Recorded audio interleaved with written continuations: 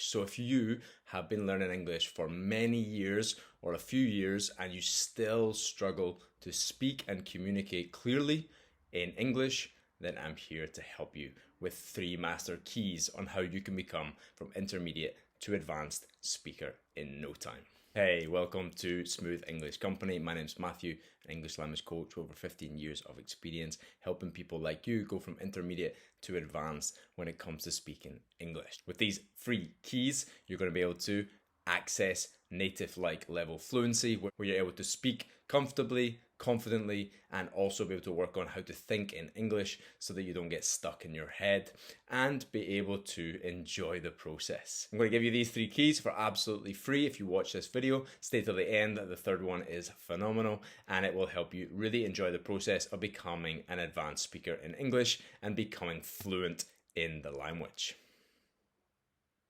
So let's go over to the slides and I'm going to show you exactly what I mean by these 3 keys. Learning how language learning really works, the things you didn't learn in the classroom to help you guys who've been learning for a few years or maybe even more than that to learn how to speak confidently and clearly in English. How to get to fluency, here's 3 amazing tips that I can give you that you won't learn in a traditional classroom that might help you to break out of intermediate stage and get to advanced speaker level.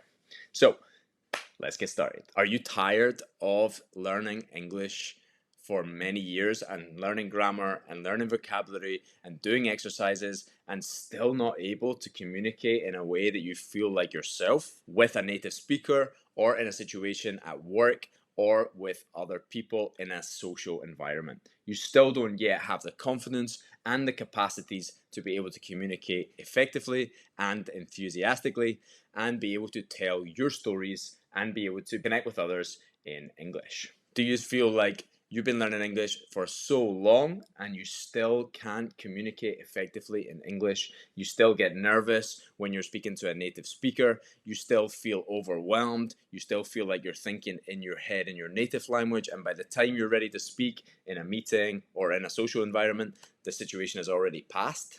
And you're like, hey, can we go back to that point 2-3 minutes ago? I want to be able to give you 3 keys that's going to help you to get out of this stuck feeling of not being able to express yourself, to learn how to effectively communicate in English. And here is key number 1. So why does this happen? We've gone to school for years, we've been in the classroom, we've done hours of grammatical exercises, we've learned our grammar, we've been attentive in class, but we still don't know how to communicate. I want to give you the answer to this and other keys that are going to help you become an advanced speaker of English in no time. So the 3 keys address 3 major problems. 3 major problems that I have seen as a coach over the years, helping people go from intermediate to advanced speaker in no time or as soon as possible or in the quickest way possible. Then I've identified that this is one of the major things that we just don't know about. We don't understand that separate language systems are distinct in the mind. We need to understand that the mind is not the same as the mouth. Scientific studies suggest that the brain, the parts of the brain that are responsible for language production, i.e. speaking, and language comprehension, i.e. understanding, is completely different aspect of the brain. It's a completely different part of the brain. No one told me this when I was in a language class, and I'm telling you so that you understand that you need to exercise 2 parts of your brain, and if you don't have those places exercised, that's why you don't have the skills that you need to talk in English. Quick bit of science so you can show off and tell your friends. Actually, the brain's area found that the Broca's area of the brain, which is responsible for speech production, is separate from the area that handles the language comprehension, the Wernicke's area. So this is some realities that we need to learn about, that we have 2 areas of the brain. Both of them are necessary for communication, and just overemphasizing one of those is not going to allow us to get the goals that we're looking for in speaking English. So speaking must be trained like a unique muscle. We have to take our muscles to the gym. The brain gym. No, we have to take the brain gym. But we often go to the gym and we maybe exercise only one arm. Or we only do, if any of you guys go to the gym, you've seen the bodybuilders that only exercise the top part of their body and what happens to their legs? They're still thin and skinny, but above they're strong and powerful. This might be you speaking about your brain when it comes to English. If you've been learning English for a few years and you've done a lot of exercises on grammar and you know the vocabulary, you've got big arms, you've got big torso, but the actual part of putting into practice the speaking ability, what happens in a normal traditional classroom? How often are you speaking? 10% of the time, 15% of the time, 5% of the time. Depends on the classes you're going to, but the majority of these classes are not focused on you speaking. They're focused on this other part of the brain that's developing musculature while your legs or your other arm is weak and unable to be strengthened because we don't even know that we have this muscle and we don't know that it needs to be developed. In order to become a confident communicator, we have to develop both aspects of the brain and put them together.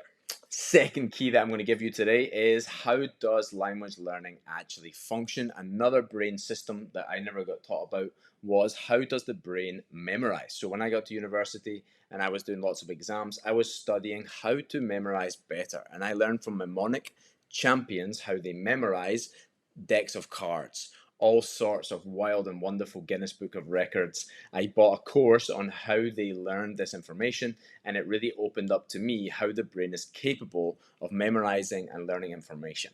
So this is really important. How does the brain actually remember, and how can we take our practice, or vocabulary practice, or whatever we're working on, and make the most of our time, right? We don't want to be wasting time. We're busy people. We have lots of things to do. So if we're going to put 5-10 minutes of work into our language on a daily basis or on a weekly basis, we want that time to be best used. Works. Information comes into our brain, short-term memory. It needs to go to the long-term memory. How do we get short-term information to long-term information? We've all had this experience in language class. We learn a word, the next day we say, I know this word, I know it, I know it. A week later, an opportunity comes up. What was that word?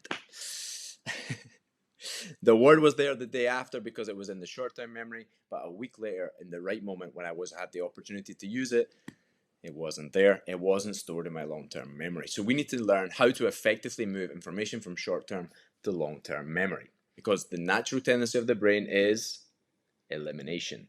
So we need to communicate and tell the brain that this information that's entered my brain in the short-term memory, I want it to go to the long-term memory over a pathway.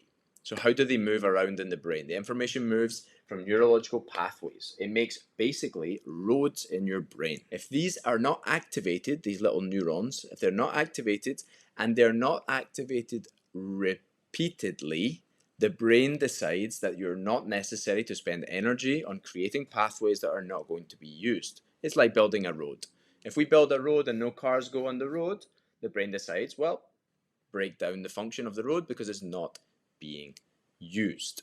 So the key here is that once it's not being used, what happens to the pathway? We just created one by learning our short-term information, but now it disappears. The brain decides to eliminate it. So the key for us is to be able to build the road in our practice and then have that road used on a repeated and regular basis. It's really important that you remember when you were studying for your exams at university. You studied all night until 3 in the morning with 10 cups of coffee. The next day you managed to regurgitate the information, but 2 weeks later, what happened? Could you remember a word of what you wrote in that essay? Nothing, because it was still in the short-term memory. So we need to learn how to take frequency and time as our advantage. Over a period of time, the brain realizes that it is really important information. Imagine that we are putting planks on a bridge to cross over from the short-term memory to the long-term memory. Imagine we put down a plank, that's 1 day. Next day, 2 days. 3 days later, we do another exercise. We remember another thing. We remember that same piece of information. We recall that information again and again and again until we complete the bridge from the short term to the long term. How do we make sure that we've done that? The secret for this is spaced repetition systems. These are phenomenal tools in the language learning journey to make the most of your time and to be able to remember as much information as possible. So this is what I completely recommend for anyone who's trying to improve their memory and their grammar and their vocabulary, is the repetition over a period of time. Spaced repetition systems basically work on this. I won't tell you too much about it. You can investigate for yourself, but there's free programs. Brainscape is the one I use personally. I recommend it. It's completely free. You can download it and get practicing. But this is the way that you can reinforce and work out the brain so that it begins to be firing those, so that the neurons begin to fire. They create the pathways and the bridges in the brain, and they remain connected so that we can actually have a strong muscle memory, and we can recall it at the right time when we need it. At meetings and presentations, when we're meeting with other friends and sitting down to have a cup of coffee with someone, these words are going to be there because they've been reinforced again and again and again. Problem number 3 that I see with my clients is often to do with translating in your head and other psychological factors that play into learning English. You know that when you stand in front of someone, we're psychological beings and we have thoughts and feelings, and we don't get eliminated by doing grammar exercises. Great. So the 3 stages of development and understanding how we use translation in the head and when it's appropriate and when we have to take it off. So I want you to imagine you're learning how to swim. You go straight to the sea and jump in this sea and begin to try to learn how to swim? No. When you're learning a language, the language is like a sea. It's full of information. I've been learning English and studied English at university level. I did my undergrad in English literature and philosophy. I've read many books. I know a lot about English, but I still learn new words on a regular basis.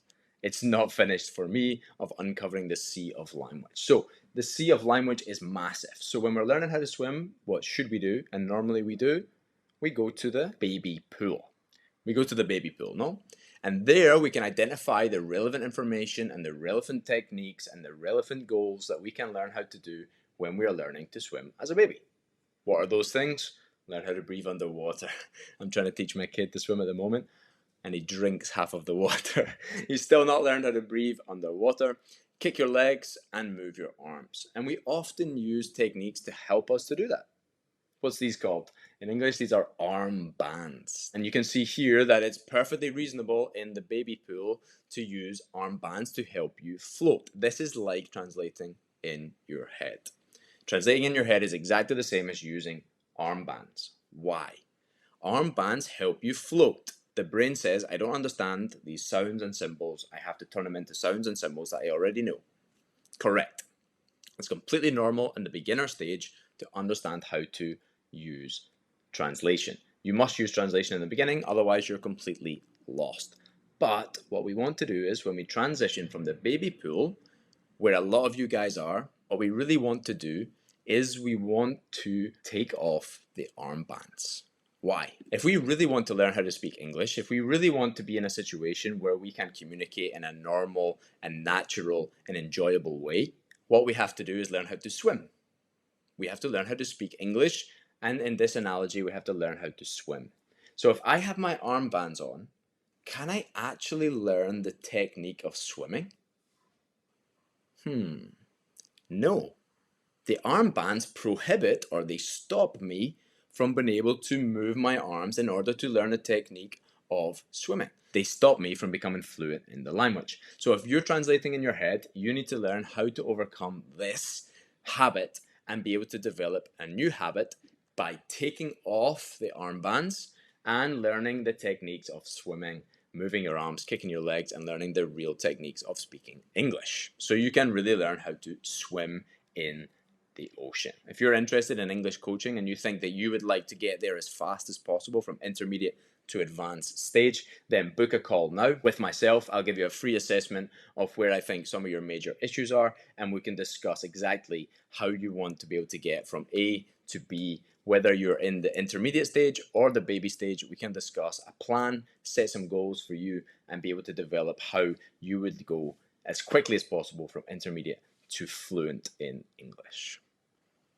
Thank you so much for your time, guys. It's been a pleasure, and I hope that this has been very helpful for you to know how to become fluent in English as soon as possible.